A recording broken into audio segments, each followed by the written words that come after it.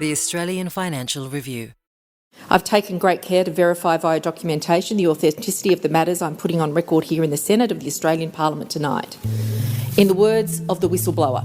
So began Labor Senator Deborah O'Neill as she made public for the first time allegations about Big Four consulting firm KPMG. She claimed the firm had misused confidential client data and mishandled a whistleblower complaint. What will you now do to redress the matters that I have raised here tonight? Since that speech in late March, KPMG's chief executive and head of audit have both resigned.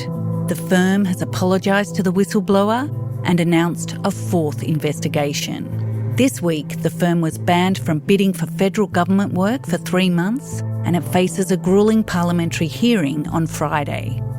For Professional Services Editor Ed Tadros, it feels a bit like Groundhog Day. Consulting giant PricewaterhouseCoopers will cut more than 330 jobs in Australia as it deals with the fallout from the tax leak scandal. Just 3 years ago, he was the busiest reporter in the AFR newsroom, covering a similar scandal at PwC. I speak to a lot of ex-PwC people, and they were all the same. They were, how could this have happened again? Did KPMG learn nothing from what happened with PwC? Welcome to The Fin. I'm Lisa Murray. This week, Ed Tadros on the KPMG allegations and why they might be even more damaging than the fallout from the PwC tax leak scandal. It's Thursday, June 18. Hi Ed, thanks for coming back on the podcast. Thanks, Lisa. It's always great to be here. It's hard to believe we're back here just 3 years after PwC to talk about another Big Four consulting firm and its misuse of confidential data. Yet here we are. This all kicked off with Deb O'Neill's speech in Parliament. What did she reveal under parliamentary privilege? Okay, listeners may remember Labor Senator Deborah O'Neill as the one who basically pushed for the release of all the emails that blew open the PwC tax leak scandal, and that was May 23. At precisely 9:12 on March 24 this year, she stood up in a mostly empty Senate and dropped a second bomb. Senator O'Neill. Thank you, Acting Deputy President. She did a 10-minute speech on behalf of a KPMG whistleblower, and I've got to say, when I watched it, I gasped. And I start my remarks this evening with a quote.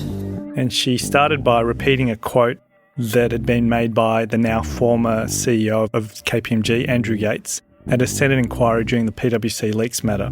People need to be confident that if they put their hand up, someone is going to investigate it. And what he said is that in a large organisation, you've got to have people who are confident to speak up. And if they speak up, we're going to deal with it. And we need them to blow the whistle on any wrongdoing, and we'll deal with it effectively. So what I want to bring to the attention of the Senate tonight is evidence from a whistleblower. She quoted the whistleblower, a former senior executive working at KPMG Australia, that reveals a very different reality to that which Mr Yates was spruiking. And what she outlined was essentially 5 allegations of data misuse or inside information being misused, all in the pursuit of winning new client work. Misappropriation of or theft of Lend-Lease board papers. Second matter, Telstra IT environment, improper access and use in tender context. Macquarie Bank, Westpac tender. Independence breach and procurement corruption in Dexus audit tender. And that the whistleblower had been mistreated and didn't have their allegations properly looked at for almost 2 years. Senators, there are clear allegations here of profoundly unprofessional and unethical behaviour. 10 minutes and then she was out of there.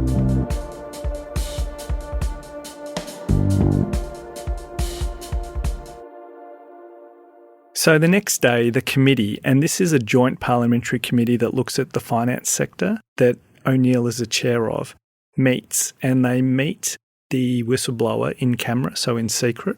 And from that, there's flagged that there's going to be a hearing, and they also send out emails to everyone that's named. And it's a who's who of companies. Lend-Lease, Telstra, Macquarie Group, Westpac, Dexus. They're all sent emails. All the regulators are sent emails, which is what do you know? And so that 10-minute speech has now kicked off another massive look at the way the Big Four firms operate. Mm-hmm.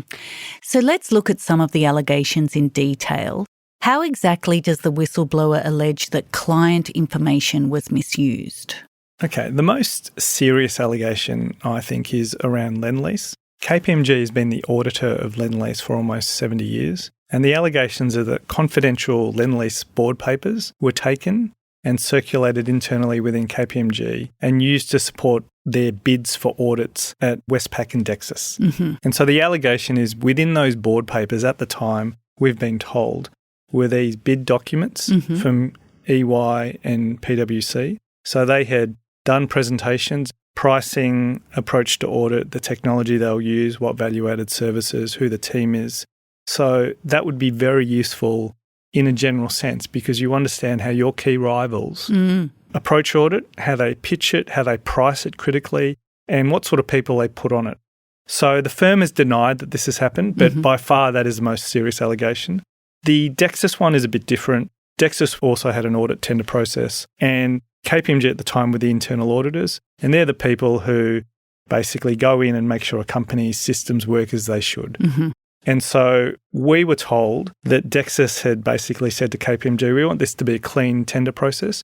Don't use any of the information you have from doing an internal audit work on the bid for the external audit. And so the allegation is, and I think of this as the lunch leaks component of all of this, is that in a room where this team is working on the Dexus bid, the internal audit partner for Dexus of KPMG says, I'm going to go to lunch now and I'm going to leave my laptop open with the implication that there's some data on there that might be useful to the bid team. Nudge, nudge, wink, wink. Exactly. The firm later finds that, yes, that did happen. That person did make it, and they call it an inappropriate informal remark.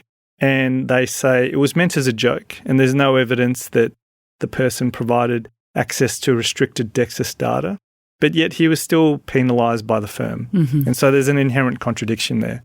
And also, when I was reporting that, the firm at one stage said, we're going to get you a quote that says, we were told by Dexus we could use the data. And I said, great, that changes the story completely.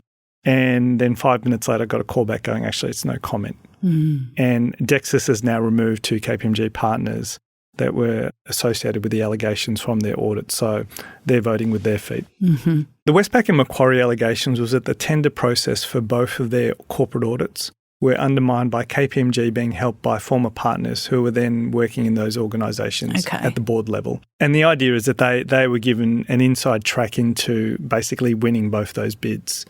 So, Ed, those allegations were first aired by Deb O'Neill in that speech in March. The next day you reported on it, and then you started speaking to senior partners, staff, regulators and corporate clients to try and piece together what happened in the lead-up. What did you discover? So basically, this goes back to roughly the beginning of 24, maybe the tail end of 23. And the whistleblower, who is a former executive of the firm, is clearly involved in how they pitch for work. What the whistleblower sees is things that really concern that person. It all comes to a head on May 30, 2024, and the whistleblower sits down with Julian McPherson. He's the now former head of audit at the firm and makes his allegations. He doesn't go into much detail. Instead, what he says is, I want legal protection. So I have these allegations, but before I detail them, I want legal protection. Yes, and it's one of those unusual things that because a large partnership is not a corporation, they're not technically covered by whistleblower laws. So they have a standoff about the nature of the protection. It's gone on to this day. The whistleblower and the firm's lawyers are in this loggerheads about whether or not he's protected or not. The firm does some unusual things. At the order of the General Counsel of KPMG, they break into the whistleblower's laptop pretty soon afterwards looking for evidence. They don't find anything at first. They look again in November of that year, so roughly 6 months after he's made the allegations, and they find 2 documents. Those documents are then shared with the CEO, Andrew Yates, and then other senior partners. So we get to the end of 24, about 7 months later, the whistleblower exits the firm. The whistleblower claims that they were pushed out. The firm, won't sort of bite on that. So we cut to March of 2025, and the whistleblower, very determined person, tries KPMG International. And like KPMG Australia, they make a big song and dance about having a speak-up culture. If you see something wrong, speak up. We'll deal with it, and there will be no retaliation. He wants, again, legal protections. This kicks off another fight with more lawyers. This is an even more ridiculous fight in my view because it culminates with Freshfields, the lawyer for KPMG International, in writing telling the whistleblower, look, KPMG International is an advisory body. It has no power. Mm-hmm. And that's a bit of a strange argument to make given KPMG International controls the brand. If you control the brand, you control every member firm, even if you don't technically control them. So then the independent board members, they've been involved briefly. In 2024, the whistleblower's gone to them. Nothing's come of that. The whistleblower's gone to them again repeatedly. What happens is the independent members, and one of them is former Premier Mike Baird, they have a look at the 2 investigations that have been done into this at this stage, and they say, look, given what the whistleblower's told us, we don't think these are good enough investigations. Mm-hmm. We think you should do another investigation. Before Allens comes in and does a 3rd investigation, Mike Baird, for other reasons, but also a bit of frustration over this, I think it's safe to say, exits as an independent member. And so I think that's quite significant because he is a veteran politician. Mm-hmm. He knows what good governance is and he exits. The firm calls Allens in to do a 3rd investigation. Now, Allens is KPMG's long-time lawyer of choice. Mm-hmm. That investigation finds that the allegations are unsubstantiated, or there's no evidence for the vast majority of them. We get to the end of last year and he basically says to them, I'm sick of this. I'm going to go to Parliament. They respond to him by essentially making a legal threat and reminding him of his legal obligations to keep the firm's information confidential. Mm-hmm. And somewhere around there, he gets in contact with Deborah O'Neill. So after O'Neill's speech, what happened? How did KPMG respond? Look, KPMG responded robustly. I think that's safe to say. One of the things they said to the whistleblower was they asked on more than 20 occasions for extra information. Mm-hmm. And the whistleblower would refuse to provide more details. That's a not unreasonable argument. If you're going to investigate an allegation, you do need time, dates, names, etc. What they failed to mention at the time was that the individual had asked probably more than 20 times for legal protections. I don't want to sign a non-disclosure agreement. I want you to give me legal protections. So again, a lot of the KPMG responses have legal sophistry about them. Mm-hmm. So they're technically correct, but they don't quite get to the point. So O'Neill's made a speech in March 24. And then in mid-April, KPMG initially says, look, we've looked into this. We've found nothing. We asked the person lots of times for extra information. They won't give it to us. And what they're privately saying is this is an aggrieved individual. Mm-hmm. So they're really going out of their way to dismiss this and do the attack on the person. And at the end of April, the firm sends a document to the committee that outlines the findings of its 3 investigations to date, roughly 40 allegations, finding the vast majority were unsubstantiated or no evidence. But it does concede that the Lend-Lease material was accessed, Mm-hmm. concedes to the Dexus material, and concedes to 1 or 2 other things. And then suddenly at the end of May, there's this extraordinary day where that morning partners are told the CEO, Andrew Yates, is resigning over the treatment of the whistleblower and our investigations into it. The head of audit is also going to resign. That's a guy called Julian McPherson. He was the one who first got the disclosure from the whistleblower. And they're going to do another investigation, a 4th one, brought to you by the people who did the failed 3rd one, Allens. So KPMG has changed course. It's taking these allegations very seriously. Heads have rolled. What are the regulators doing? What investigations are taking place? So ASIC are investigating 3 registered auditors from KPMG. The Tax Practitioners Board is looking at the firm as a whole. Chartered Accountants, which is a professional body for the sector, are also investigating the firm as a whole and looking into 3 of its members who are from KPMG. And the last part is Assistant Treasurer Daniel Molina has launched an inquiry into whistleblower laws, and he's also said that the government will relook at reforms about how they're governed, how the Big 4 partnerships are governed, which had been sitting on a shelf for roughly 2 years now. I don't think this is anywhere near over. That 4th investigation being done by Allens, even if it's the most thorough investigation in the world, raises questions. And now we have a June 19, so this Friday, an all-day hearing where Andrew Yates will be appearing along with 12 other current and former KPMG partners. It's an arena they're not used to. They're going to be asked to answer difficult questions, and I think it's going to be nothing short of a blockbuster for everyone in the sector to tune into.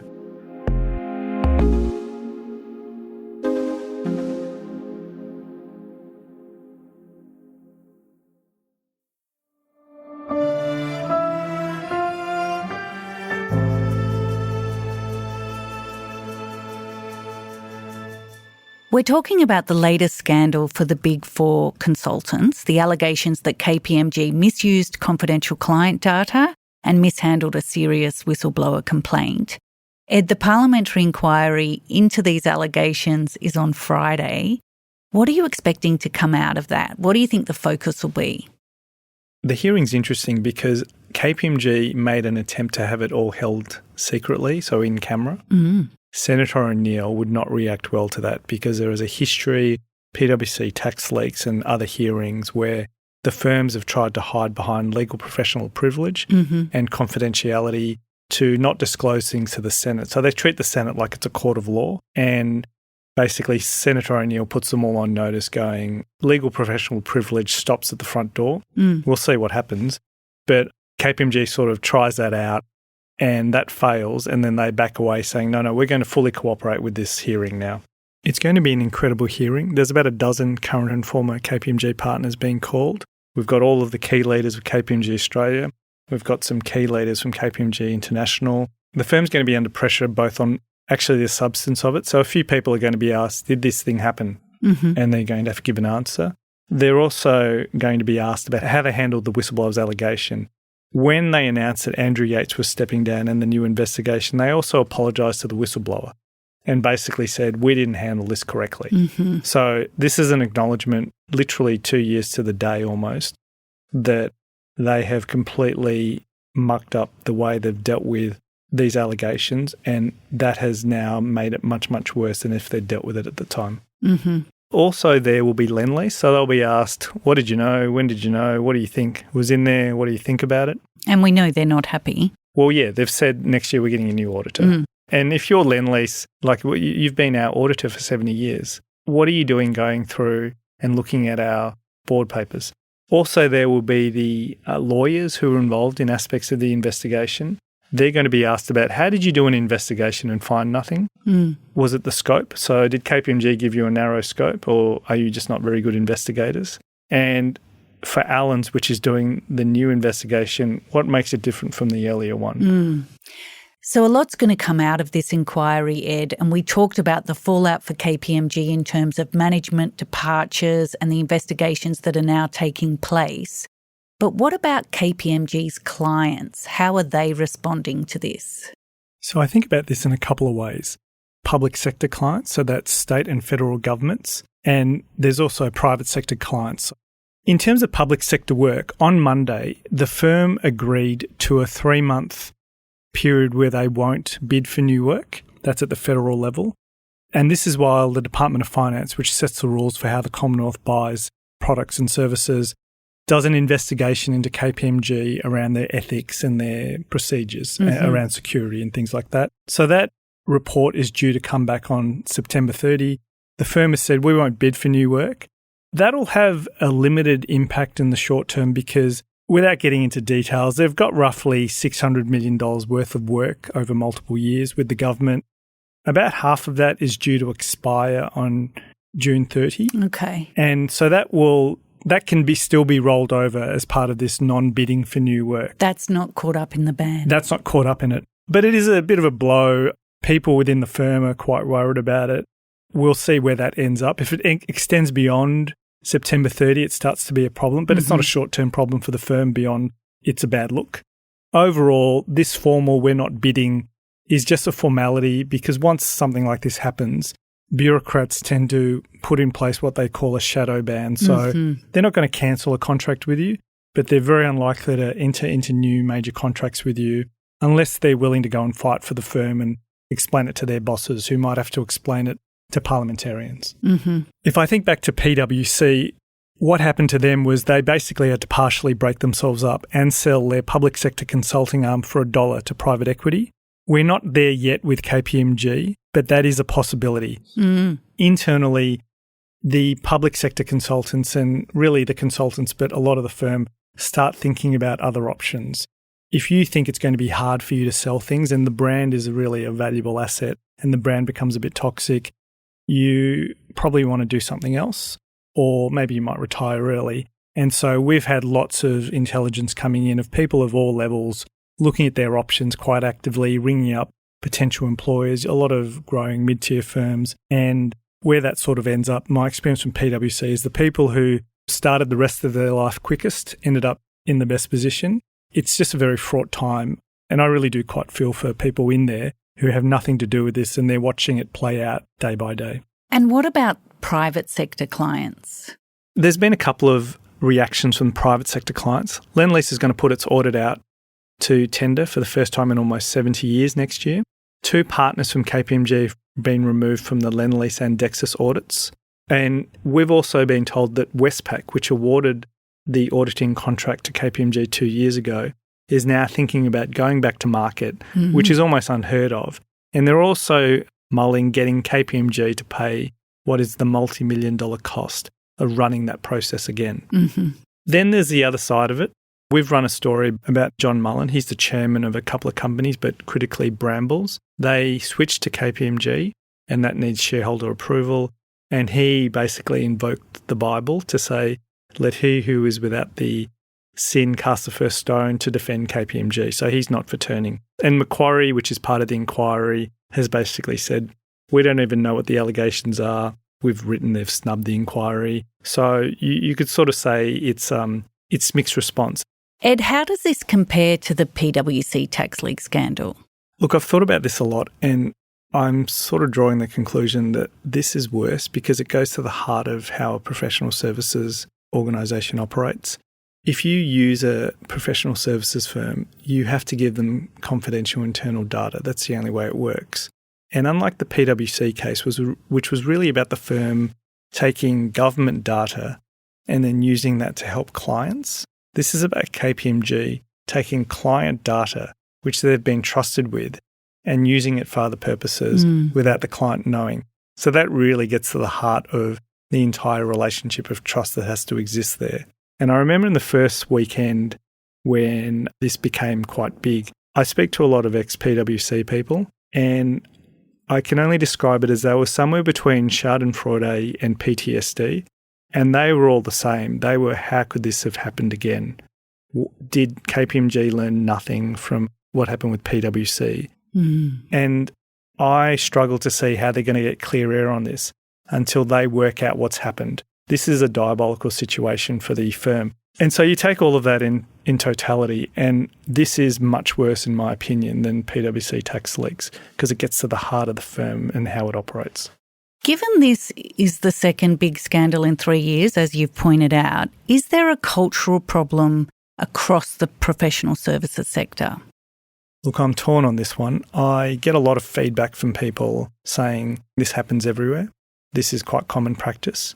And then I get a lot of people who are from the sector going, this is quite shocking and I can't believe this has happened. So they're the two poles of it. My view is what we know is that there seemed to have been a group of people within KPMG at the highest levels who were doing things that if the client knew about, they would be deeply unhappy about. And for the people at the firm, most of whom haven't done anything, this is chaos for them. And once again, it's the leadership that's let them down. And that's what happened with PwC. The leadership let them down and it causes problems throughout the organisation. And so I'm not sure if it's systemic, but it does show a certain way of winning work that is very aggressive. This is a hyper-competitive industry. Everyone wants to win the big audits. Macquarie is like the biggest audit in the country, $75 million a year. You get that for 10 years. And so the question it raises is, what are you willing to do to win that audit? And that's what we'll explore on Friday at that hearing, I think. Thanks, Ed. No worries. Thank you.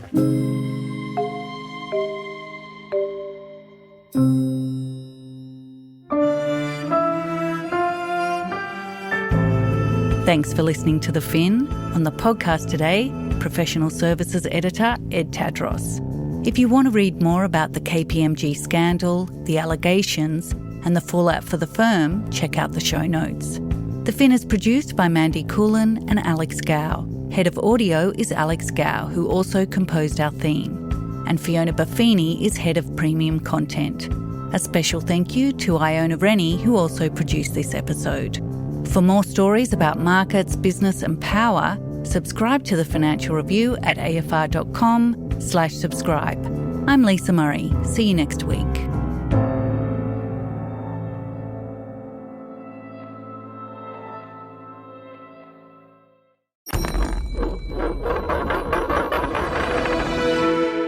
The Australian Financial Review.